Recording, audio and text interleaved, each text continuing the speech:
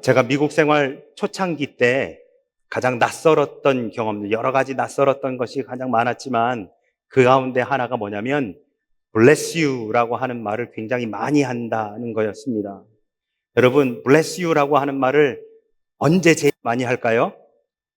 예? 재채기 할 때요. 재채기 할 때요. 저도 모르는 사람인데 제가 재채기를 하면 제 주변에 있는 사람들이 하나같이 저를 향해서 bless you라고 그렇게 합니다. 싱가포르는 많이 안 그러는 것 같아요. 싱가포르는 많이 안 그러는데 미국이나 아니면은 저기 캐나다나 이쪽은 이 영어권에서는 재채기를 하면 bless you라고 하는 그러한 문화가 있습니다. 때로는 재채기 하고 싶은데 참다 한 적은 처음엔 그게 익숙하지 않아서 그런 말을 듣는 것 자체가 익숙하지 않아서 그랬었던 기억이 있습니다. 근데 여러분, 재채기 할 때 bless you를 언제부터 했는지에 대해서 유래가 여러 가지가 있는데요. 제가 찾아본 것 중에 제일 오래된 것이 이 중세 유럽의 흑사병이 돌 때의 이야기입니다. 그 당시 흑사병으로 사회가 어수선할 때에 교황 그레고리 1세의 교황이 있었는데요. 누군가가 하고서는 재채기를 하면 모든 사람들이 대부분 다 흑사병의 초기 증상을 다 이 재채기 하는 거라고 생각을 했다고 합니다. 그래서 지금 보시는 이 그레고리 1세 교황이 누군가가 자기 옆에서 하면 너 흑사병 걸린 거 아닐 의미로, 또 다른 하나는 걸렸어도 빨리 나아라고 하는 의미로 bless you 라고 그렇게 해줬다라고 하는 데서 이 재채기함에 bless you라고 해주는 것이 기인했다, 유래되었다라고 하는 이야기가, 물론 다른 얘기들도 많이 있지만 제가 찾아본 것들 중에 그것이 가장 오래된 이야기가 아닌가라고 하는 생각을 해봅니다. 여러분, 우리들은 복받기 참 좋아합니다. 저는 싱가포르에 와서 좀 놀란 게 뭐냐면 교회에서도 이렇게 복이라고 써서 붙여 놓더라고요. 이 차이니스 뉴 이어 때 여러분, 우리는 새해 복 많이 받으세요라고 하는 인사를 해피 뉴 이어, 뉴 이어를 맞이하면서 우리 한국 사람들은 해피 뉴 이어를 1년에 2번 하지 않습니까? 그렇죠? 신정에도 한 번 하고 구정에도 한 번 하고.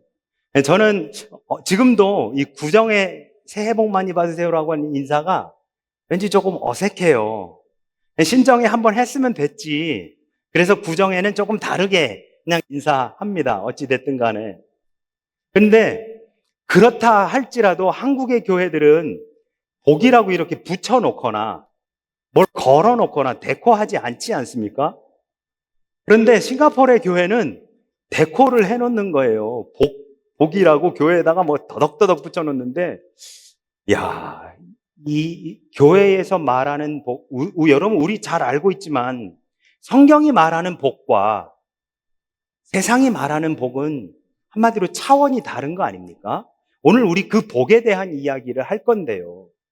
그러면 교회에서 차이니스 뉴 이어라고 붙여놓는 이 복복복복 붙여놓은 것은 도대체 무엇을 의미하는 거냐? 세상에서 사람들이 빨간색으로 붙여놓으니 교회도 붙여놓은 거라고 하는 느낌이 지금도 있어서 약간 조금 거북한 감은 있는 것이 사실입니다만은, 바라기는 그래도 교회에서 말하는 복은 조금 다르기를, 그렇게 좀 바라면서 오늘 말씀을 같이 좀 나누려고 합니다.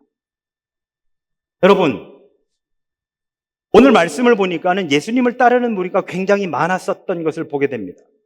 예수님 자락이라도 만져보면 그 예수님으로부터 능력이 나오니까 예수님 몸에 손이라도 한번 대어보려고 어마어마한 사람들이 모여가지고 예수님을 줄줄줄 따라다닙니다. 그런데 여러분, 이렇게 한번 생각해 보시죠. 당시에 예수님을 따랐었던 사람들의 그 특징이라고 할까요? 어떤 계층의 사람들이었을까? 이렇게 여쭤볼게요. 경제적으로 부유한 사람들이었을까? 아니면 빈곤한 사람들이었을까? 사회 계층으로는 하이 클래스의 사람들이었을까? 아니면 반대 사람들이었을까를 생각해 본다면, 여러분, 우리는 어렵지 않게 그때 예수님을 따랐던 사람들은 어떤 사람들이었을 거야 라고 하는 답이 어렵지 않게 내려질 겁니다. 당연히 경제적 빈곤층, 그리고 신분적으로 죄송합니다만 하류층의 사람들이 주로 예수님을 따르는 무리들의 대부분이었을 것이다 라고 그렇게 생각할 수 있습니다. 그도 그럴 것이 여러분, 예수님을 따랐었던 사람들, 또 예수님이 부르신 사람들의 대표적인 사람이 일자무식 어부였던 베드로 아닙니까? 가진 건 아무것도 없고 배운 것도 없고 하는 베드로를 예수님께서 부르셔서 당신의 수제자로 삼으셨지요. 더군다나 가진 게 조금 있고 아는 게 있는 니고데모라고 하는 사람은 누가 자기가 예수님을 찾아가는 것을 볼까봐 밤중에 예수님을 찾아가서 도대체 두 번째 태어나는 거, 이 중생 거듭남이 도대체 뭡니까? 하고 여쭤보는 것을 우리가 요한복음에서 읽어볼 수 있습니다. 우리나라에 여러분 기독교가 전래될 당시에 조선 땅에 선교사님들이 들어오시기 시작을 했습니다. 물론 조선 땅에 선교사님이 들어오시는 역사들도요 바라보면 이루 말할 게 없어요. 그런데 조선 땅에 들어오시던 그 선교사님들이 복음을 전했었던, 그런데 그 복음을 잘 받아들이고 믿음으로 고백했었던 사람들의 계층은 어땠을까 생각해 보시죠. 우리나라 당시 그때에는 인상제도가 엄연히 존재하고 있었습니다. 양반과 평민으로 완전히 나뉘어져 있었던 그 사회였지요. 그러면 양반님네들이 더 많이 복음을 받아들였을까요? 아니면 평민들이 쉽게 복음을 받아들였을까요? 너무나도 당연한 거죠. 평민들이 훨씬 더 복음을 많이 받아들입니다. 평민들, 소비, 그리고 속에 그 문화 속에 있는 여성들이 예수 그리스도의 복음을 받아들이고 접하고 그것에 대해서 믿고 따랐었던 사람들이었다라고 하는 것을 우리는 어렵지 않게 볼 수 있습니다. 오늘 예수님을 따랐었던 이 많은 사람들, 이 군중들도 대부분 다 그런 부류의 사람들입니다. 그런데 왜 이런 사람들이 따라가느냐? 한번 생각해 보시죠, 여러분.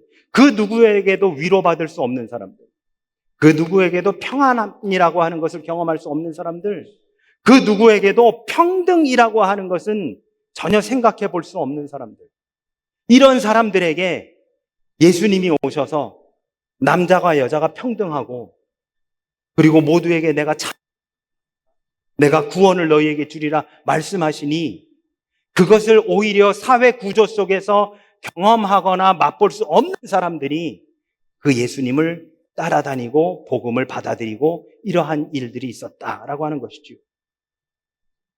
예수님을 따르는 사람들에게도 이러한 모습을 찾아볼 수 있었습니다.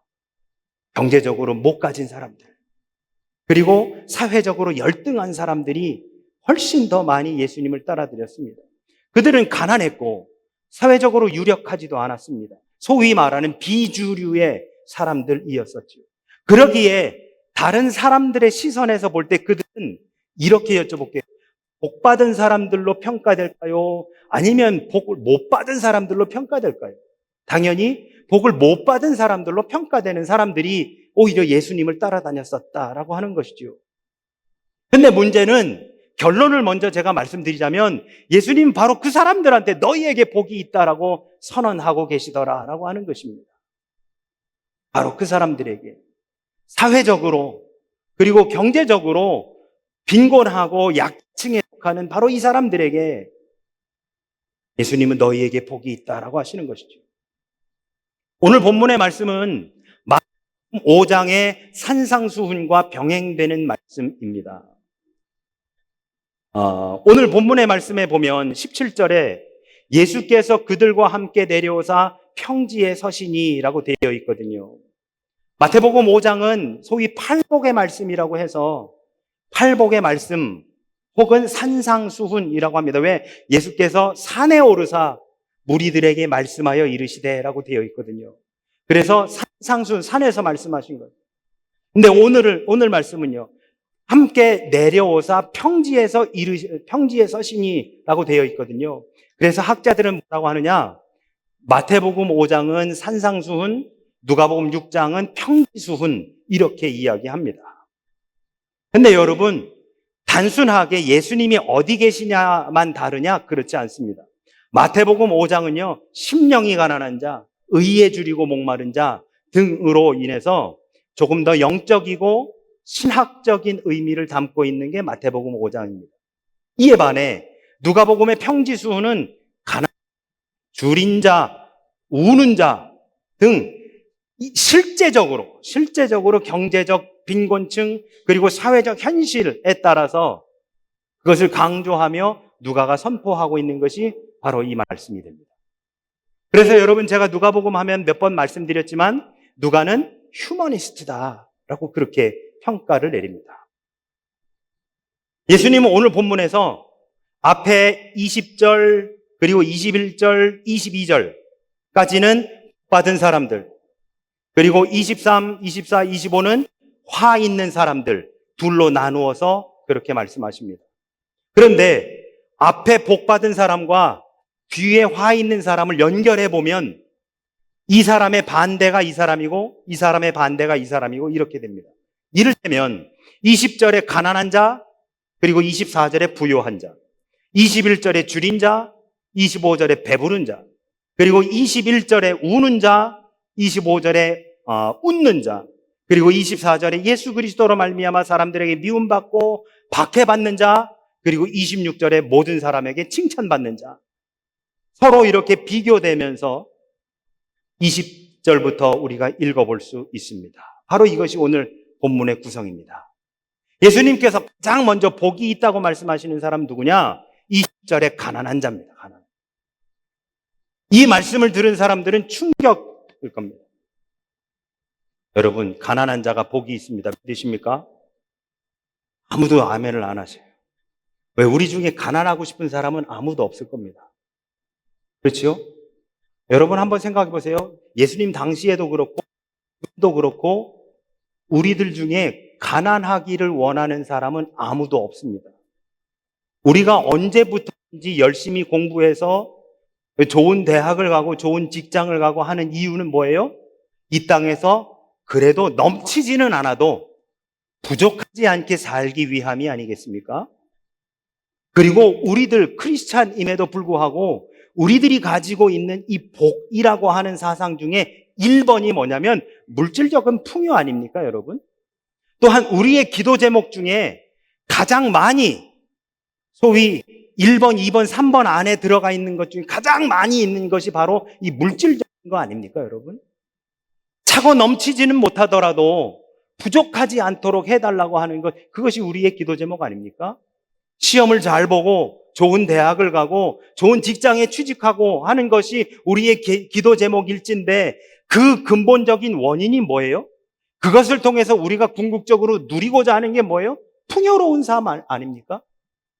그 풍요로운 삶을 원하고 바라고 기대하며 기도하는 것이 우리들인데 예수님은 역설적이게도 가난한 자에게 복이 있다라고 오늘 말씀하고 계십니다. 20절입니다. 너희 가난한 자는 복이 있나니 하나님의 나라가 너희 것이며.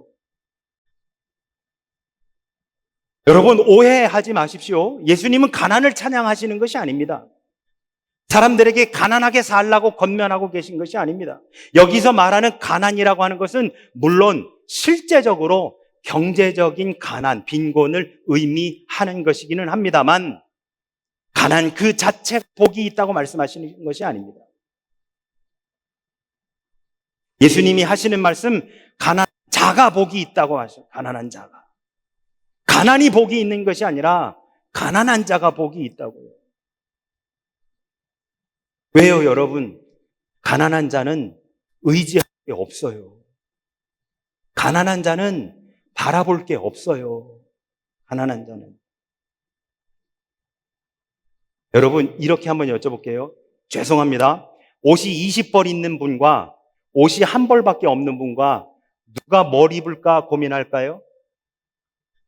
네? 옷이 20벌 있는 분과 옷이 한 벌밖에 없는 분과 누가 뭘 입을까를 고민할까요? 당연히 옷이 20벌이 있는 사람이 뭘 입을까를 고민합니다. 옷이 한 벌밖에 없는 단벌 신사는요, 고민할 게 없어요. 딱 이것만 입으면 됩니다. 그런데 여러분 더 재밌는 게 뭔지 아십니까? 옷이 20벌이 있는 사람은 이거는 유행이 지났고 이거는 지난번에 이거는 입었고 입을 거 없어. 결론이 그거예요. 오히려. 옷이 20벌씩이나 있음에도 불구하고 결론이 뭐냐? 아이고 입을 옷이 없네가 답이에요. 근데 옷이 한 벌밖에 없는 사람은요, 그런 거 고민하지 않고 그냥 그것 합니다. 저도 여러분 싱가포르에 왔더니 제일 좋은 게 뭐냐면 특별히 바뀌지 않은 그냥 내 이 옷만 입고 다니면 돼요. 누가 뭐라고 하는 사람도 없고 저 역시도 이것에 대해서 고민할 필요 없고 그냥 짧은 팔에 그것만 입으면 너무너무 가볍게 옷 입고 참 좋더라고요. 한국처럼 사계절이 있으면 내가 작년 겨울에 입었던 그 옷 어딨지? 내가 작년 여름에 입었던 그 옷 어딨지? 라고 찾아보고 아니면 반대로 작년에 입었던 옷이 무엇인지도 모르면서 그 계절을 또다시 맞이하는 상황이 펼쳐지면서 겨울 옷 없네, 여름 옷 없네, 또다시 이렇게 살지 않습니까? 옷 더 많은 사람 입을 옷 없다고 말하고 한 벌밖에 없는 사람은 그 옷밖에 없습니다. 가진 것이 많은 사람이 오히려 가진 것이 없다고 걱정하지 가진 것이 없는 사람은 고민하지 않습니다. 오히려 하나님 한 분만을 바라보고 걸어가는 거예요. 예수님은 오늘 말씀하십니다. 다른 것 의지하지 말고 내 하나님 여호와만을 바라보며 나아가라. 여러분, 물질이 있는 사람은 물질을 의지합니다. 돈이 있는 사람은 돈을 의지합니다. 하나님 바라보지 않습니다. 사도행전 3장에 보면 베드로와 요한이 성전에 들어가다가 성전 미문에 앉아서 구걸하는 사람을 보고 6절에서 이렇게 선언합니다. 베드로가 이르되 은과 금은 내게 없거니와 내게 있는 것으로 내게 주노니 나사렛 예수 그리스도 이름으로 일어나 걸으라. 여러분, 돈 있는 사람은 내가 이 사람을 얼마를 줄까 고민할걸요. 내 주머니 안에 얼마가 있는 그 가운데 내 마음속에 이 사람한테 얼마를 주는 것이 합한지를 가지고 고민할 겁니다. 그러나 돈이 없는 사람은 이 사람에게 줄 게 없으니 나사렛 예수 그리스도 이름으로 일어나 걸으라고 명할 수밖에 없게 되는 것이지요. 돈으로 하는 것이 아닙니다. 성전 미문에 앉아서 구걸하던 그 사람이 일어난 것은 돈으로, 의학으로, 과학으로 한 것이 아니라 예수 그리스도 이름으로 한 것입니다. 돈으로 하면 예수 그리스도가 보이지 않습니다. 돈으로 하면 하나님의 역사를 경험할 수 없습니다. 물질적 풍요로움이, 경제적 풍요로움이 오히려 하나님께 나아가는 데 걸림돌이 될 수밖에 없는 거예요. 예수님은 재물 자체를 나쁘다고 말씀하신 것이 아니라 재물이 사람들에게 미치는 영향에 대해서 말씀하고 계시는 것입니다. 재물은 사람을 자기 만족에 빠지게 만들고 그 재물로 인해서 내가 행복함을 경험할 수 있다고 그렇게 유혹하기 때문입니다. 그래서 24절에서 이렇게 말씀하십니다. 화 있을진저 너희 부요한 자여 너희는 너희의 위로를 이미 받았느니라. 가난한 자가 복이 있는 줄로 믿습니다. 가난한 가정이, 재정적으로 어려운 교회가 하나님의 역사를 더 경험하며 하나님의 나라를 더 소유하게 되는 줄로 믿습니다. 그래서 여러분, 가난하면 더 기도해야 되는 겁니다. 가난하면, 물질적으로 부족하면 더 하나님 앞에 엎드려야 되는 겁니다. 왜? 이 모든 것을 주관하시는 분이 하나님이시니까요. 하나님밖에 없는 거예요. 하나님밖에 없는 거예요. 하나님만 의지하도록 하나님이 만들어 가시는 겁니다. 여러분, 이렇게 여쭤볼게요. 재정적으로 점점 힘들어. 님께서 지금 나만 바라봐 라고 말씀해 주고 계시는 겁니다. 오히려 하나님께 나아갈 수 있는 기회가 우리 앞에 펼쳐져 있는 것입니다. 재정적으로 힘들고 어려운 바로 그 순간 하나님 왜 우리에게 이렇게 힘들고 어렵게 만드시지가 아니라 하나님이 당신께 오라고 우리에게 길을 열어주고 계시는구나 라고 이름으로 고백하시는 저와 여러분 되시기를 주님의 이름으로 축원합니다. 두 번째 하시는 말씀, 줄인 자와 배부른 자입니다. 21절과 25절의 두 개의 절이 서로 대조를 이루는데요. 여러분, 줄인 자는 가난한 자의 상태이고 배부른 자는 부요한 자의 상태가 되어집니다. 그런데 여러분, 우리 눈에 들어오는 단어가 하나 있습니다. 21절에 보시니까 지금 줄인 자는 복이 있나니 너희가 배부르면 지금 우는 자는 복이 있나니라고 하는 이 지금이라고 하는 단어가 눈에 들어옵니다. 지금은 줄이고 있지만, 지금은 배고픈 상황이지만, 지금은 힘들지만, 지금은 어렵지만, 지금은 잘 일이 해결 안 되지만, 여기서 말하는 이 지금은 한시적인 것, 일시적인 것입니다. 이것이 영원할 수 없습니다. 머지않아 지금의 상황은 완전히 뒤바뀌어질 줄로 믿습니다. 이에 반해 지금 배부른 자들은 이 세상의 좋은 것을 맛보며 누리고 살아갑니다. 지금 배부른 자들에게는 부족한 것이 없습니다. 아쉬울 것이 없습니다. 지금 배부른 자들은 세상의 것을 풍족하게 누리며 하나님 없이 살아갑니다. 정작 가장 중요한 하나님의 나라는, 정작 가장 중요한 예수 그리스도께서 우리를 구원하셨다라고 하는 생각은 안중에 없이 그냥 살아갈 수밖에 없습니다. 여러분, 이 싱가포르에서의 삶은 우리에게 그리 만만한 환경이 아니죠. 우리는 1년에 한 번, 2년에 한 번씩 이사도 해야 됩니다. 이사할 때마다 점점 그 프라이스는 올라갑니다. 그런데 반해 집은 점점 좁아질 수도 있습니다. 우리들이 애지중지했었던 것을 제외한 우리의 세간살이를 또한 처분해야 하는 경우도 없지 않아 생겨납니다. 그렇게 5년, 10년을 살아가면 처음 싱가포르 왔을 때의 그 넉넉한 삶에서 이게 도대체 뭐야? 라고 하는 삶을 살아갈지도 모르겠습니다. 더군다나 그 공간 안에서 우리의 자녀들과 함께 살아가기 위해서 더 힘든 시간들을 지나가야 할 수도 있습니다. 알 수 없는 내일에 대한 염려와 불안이 늘 우리들을 움켜쥐고 있습니다. 그래서 때로는 눈물 지으며 울곤 합니다. 하지만 여러분, 우리가 겪고 있는 이 지금의 상황은 영원하지 않습니다. 일시적인 것입니다. 우리에겐 하나님이 허락하신 그 영원한 나라가 우리에게 보장되어 있습니다. 하나님의 나라가 우리에게 허락되어 있습니다. 하나님께서 당신의 그 영원한 나라에 우리를 초청해 주셨습니다. 그래서 우리는 웃을 수 있습니다. 비록 지금은 우리 주변의 상황으로 인해서 눈물고 있어도 영원한 하나님의 나라를 바라보며 웃을 수 있는 것이 바로 우리들 아닙니까? 우리의 웃음은 경제적 부요함이나 건강, 자녀의 잘됨, 문제가 해결되며 지금 당장 배부름 때문이 아니라 하나님의 나라, 하나님의 역사, 그리고 예수 그리스도로 인한 것이어야 할 줄로 믿습니다.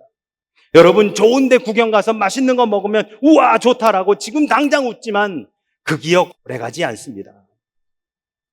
집에 그렇게 맛있는 거, 좋은 데서 맛있는 거 먹은 기억 오래가지 않습니다. 오히려 그 영원한 하나님의 나라를 소망하며 나가는 것, 그러므로 말미암아 우리의 입가에 미소가 지어지는 그 웃음이 오래가는 것이죠. 그래서 22절과 26절에서 결론을 내리십니다. 인자로 말미암아 사람들이 너희를 미워하며 멀리하고 욕하고 너희 이름을 악하다 하여 버릴 때에는 너희에게 복이 있도다. 예수님은 알고 계셨습니다. 제자들에게 박해가, 핍박이 찾아오라고 하는 것을 예수님은 알고 계셨습니다.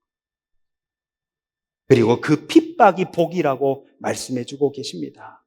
특별히 4개의 동사를 말씀하시는데, 첫 번째 제자들 미워하며, 두 번째 제자들 멀리하고, 세 번째 제자들을 욕하고, 그리고 제자들의 이름을 악하다 하여 버릴 것이다 라고 말씀하십니다. 그러면 제자들이 왜 이러한 뭐라고 할까요? 그것을 왜 받을까요?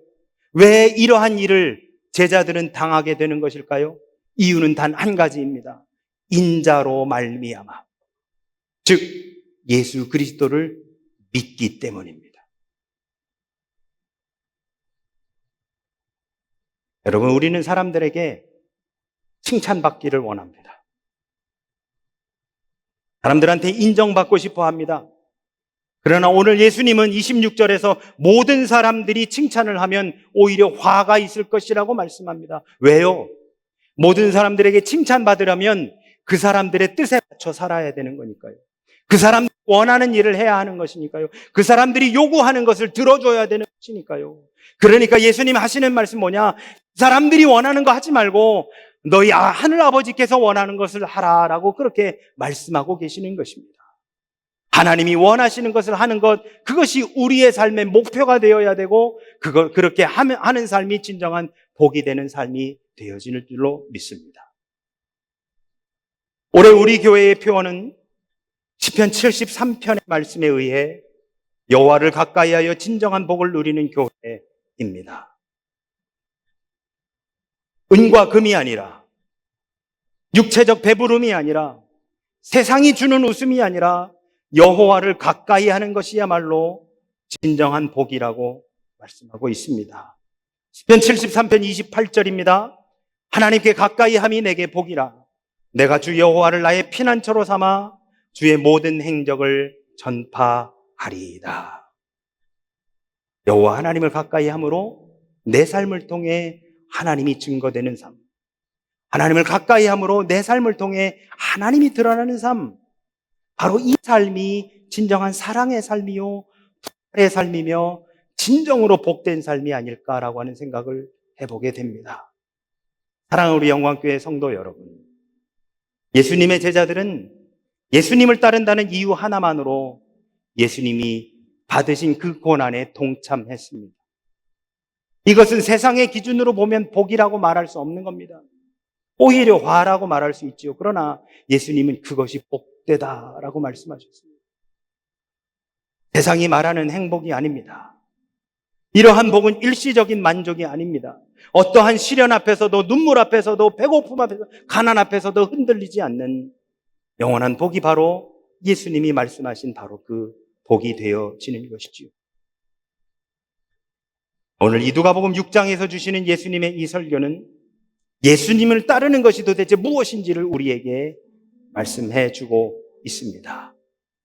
예수님을 따라가는 길에서 만나는 여러 어려움들은 우리에게 시험과 환난이 아니라 오히려 우리가 복된 사람이라는 것을, 우리 앞에 하나님의 나라가 주어졌다는 것을 반증해 주는 결과물이 되어지는 것입니다.